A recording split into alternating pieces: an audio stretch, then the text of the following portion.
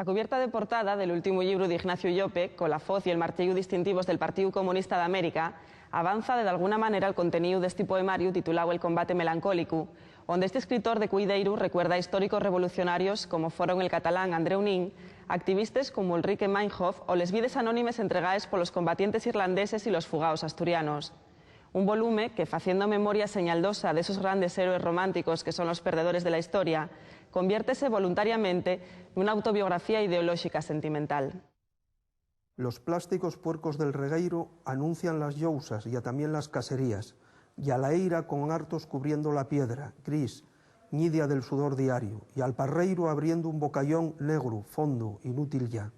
y a lo que queda de esa eternidad del traballo contra la tierra, na que se ven repitiendo unos xestos que son como la oración d'unos homes perdidos nas engurrias del destín.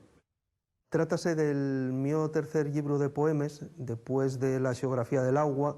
y de El lugar del sol, este último del año 99-2000.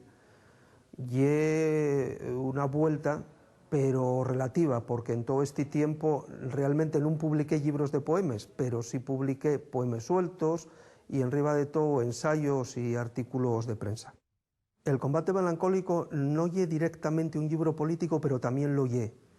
Lo que trata lle de, con mirada poética, interpretar lo que foi la pulsión revolucionaria, la militancia en organizaciones políticas de la izquierda radical y cómo eso, de alguna manera, interviene y determina la educación sentimental de las personas, que lle la forma que tenemos de ver el mundo y de interpretarlo, al empar que de tentar transformarlo en un sentido, pues, como dice toda la xenealogía emancipadora dende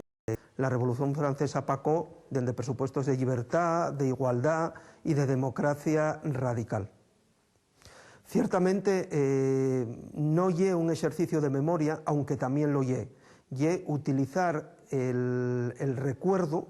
pero como materia del presente, no lle desertar de lo que se fizo y de lo que se foi, sino interpretar también el tiempo presente en función de esa educación sentimental.